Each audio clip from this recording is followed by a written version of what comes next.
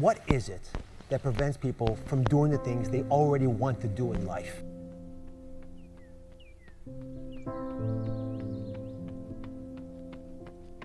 The most basic answer, I'm sorry it's so simple, but it's true, it's fear.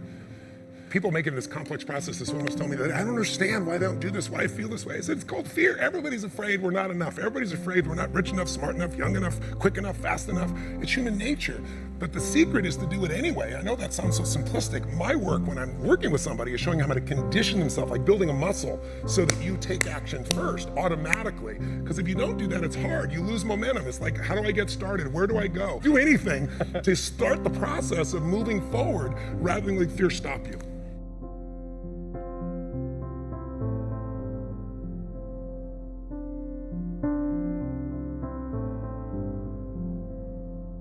All of you have targets, things that you're after. If you're gonna get a new result, if you're gonna grow your business, if you're gonna be able to support your mom, if you're gonna get rid of the anxiety, if you're gonna be able to overachieve and not have all that fear inside of you, you obviously need to get a new result.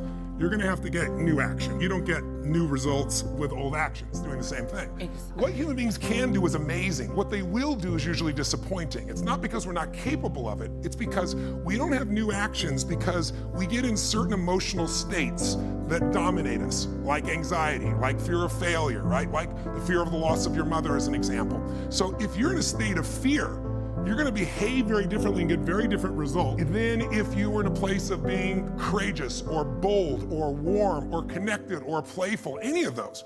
So the most important key to changing your life in any situation is to change results, you gotta change behavior, but to change behavior, you gotta change the emotional state you're in. How do you do that when you don't feel like it or it feels overwhelming? There are two ways, and I've done this with the greatest athletes in the world. I've done this with 4 different presidents of the United States. I've done it with billionaire clients. All you have to do to change your state is not try to think your way there, like I'm happy, I'm happy, I'm happy, and do a bunch of affirmations. Your brain's gonna go BS, you are not happy, right? What you need to do is make a radical change in the way you use what we call your physiology. It's a big word, it just means the way you use your physical body. I've taught this for 40 years, and about 3 years ago, Harvard finally did a study where they proved what I did worked, and they called it these power positions. And what they showed was if you stand, everyone can try this, stand up just for a moment if you want, everybody at home can try it as well. So do something really silly, put both your hands on your hips like Wonder Woman or Superman or that stuff, right? If you stand like this and you breathe deep for just 2 minutes, what the science found was that you will absolutely increase your testosterone by 20%, man or woman. You'll drop your cortisol, which as you know is the stress hormone, by 22%, and you're 33% more likely to take action if you wouldn't have before because fear would have stopped you. Now, I don't have people just stand like this. I have people move, use their voice, make radical changes in their body. You'll feel it after 2 minutes. Or, somebody who's, puts their arms back like this and their feet up, that'll produce the same state. It produces more certainty in you, and that certainty gets you to take different actions. So if you are in a situation, you think of the worst scenario, your mom dying, no, my business goes under, I never achieve at the level I need to, all the things I have anxiety about, the minute you focus on them, you go into those states of fear, and then you behave fearful, and you get lousy results. And when you get lousy results, what does it do to your brain? You go, see, I told you I couldn't do this. It becomes this negative loop.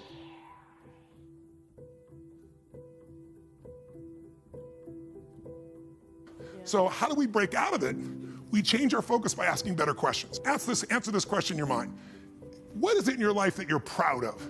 If there's something you could feel really proud of right now by focusing on it, your children, yourself, something you accomplished, you did, how many can think of something you could feel proud of? And I don't mean fake pride, ego pride, like where you're making things up. I mean, well, you really did something you're proud of. Good. Right now, close your eyes and focus on how it feels when you're really proud.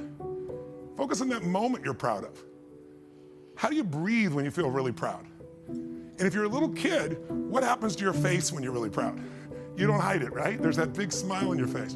Think of something that you could be really grateful for or excited. Pick either one. Something you could be grateful for, a person, a moment, or something if you wanted to that you could be excited about. Let's use excited for a moment. How many could think of something in your life that if you focused on it, you could feel excited? All right, close your eyes. And just for a moment, all we're doing is changing your focus. Focus on what could excite you. Feel like it's really happening. Your mom's healing, you break through in the business, you're achieving the level you want. Anxiety is rid from my life. I'm on charge, I'm on top of it. How do you breathe when you feel really excited. Yeah. So if we change the state you're in, just by changing our focus or the way we use our bodies, it's got to be a radical change, right? Here's my question for all of you. If you focus on what you want, life has probabilities, there's no guarantees, but you increase them when you change your state. And that's really what this is all about. Learning to change your body and learning to change your focus.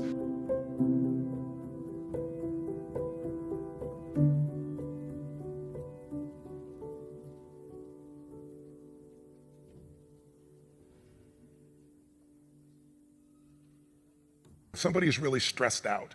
They're not stressed out for no reason. It's because they're focusing on something that makes them feel stressed. They often, when they're focusing on it, it changes the body. You start to feel tight. You start to feel a certain way. And then they use language like, I don't know what to do. Why am I so overwhelmed?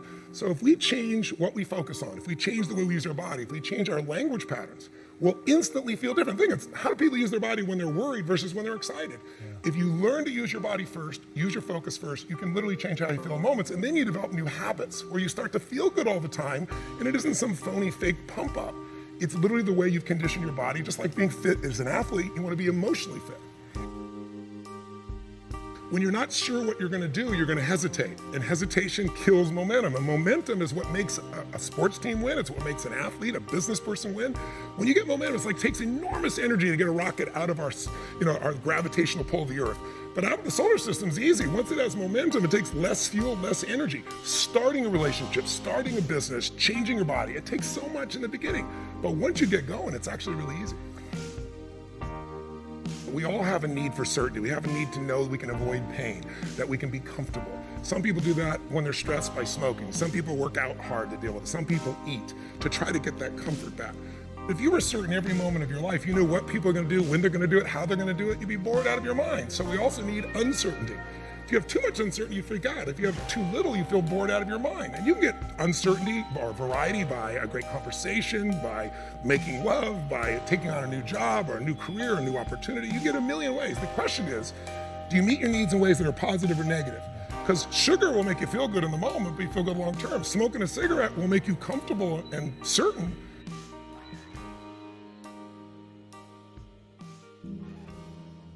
You see this in great actors or great entertainers. They'll come to me, and in the beginning, they work so hard to be significant, to be unique, to be special, to be important. What they really wanted was love. But now people stop on the street, and they'll say to me, they don't even know who I am. They just want my time. They just want this. They want a picture. They don't respect my family. They don't respect it. You'll hear them so upset. What they wanted was the love. We can have both. But the more significant I am, the more unique I am, the more separate I am from you. The more connected I am, then some people go, yeah, but where am I? Where am I special? So finding that balance between the two is what makes people feel alive. And we can meet all these needs in positive ways or negative ways. You can get significance by tearing other people down. Oh, they're lucky, they don't care, they took advantage of somebody. You don't know anything about them. You see people dealt with famous people all the time. Why are they tearing them down? Because if I don't feel good about myself, if I can make you smaller, I look like I'm moving up. But you're not, and it doesn't work. But if you do things where you significantly love someone, if you care for someone, you're the most significant person in life. If you try to prove you're significant, then you have kind of the Trump effect. Even people that like him will say, sometimes he can push people aside because he's telling everybody how special he is. That gets in the way of relationship. If we're going to connect, we got to not make ourselves significant. We got to find out what's significant in the other person and honor it. First four needs are the needs of the personality. We all find a way to be certain, even if we have to lie to ourselves or just work hard. We all find variety. We all find significance, even if it's tearing other people down. We all find at least connection, if not love. But the spiritual needs are to grow. When people say, what does it take to be happy? I say one word, progress. If you're not there yet, but you are starting to make some progress in your body, or progress on your relationship, or progress on your career, your finances, you're gonna feel good. And when you achieve it, how long do you feel good for? Not very long, because when you achieve it, you stop growing, you kind of celebrate, nothing wrong with that. But how long after you get that thing you wanted are you happy? A week, a month, a year? Almost never a year. It's a short time, and the reason is we're not supposed to just sit there at the table of success and celebrate for years. We need to grow to feel alive, and everything in the universe grows or it dies. But when we grow, we have something to give. And when we give, people often say human beings are selfish. I've been selfish, I'm sure you've been at times, but that's not my core and it's not anybody's, and I'll prove it to you. When you're having, all of you at home and all of you here, when you have something great in your life that happens, you learn something, you experience something beautiful, what's the first thing you want to do? Tell people. Share somebody you love. Why? Because when you share with it, it expands. See, pleasure is something coming in from the outside. Happiness is something inside you that you share. And happiness is what people really want. Pleasure, you can get pleasure from alcohol or anything, but some people, it's all about me. When you're taking what's inside yourself because you've grown and you're giving to someone you love, your children, a friend, a girlfriend, boyfriend, a coworker, anybody, there's an aliveness you can't feel by yourself. There's only so much pleasure you can feel. Happiness and joy comes when that expansion is shared.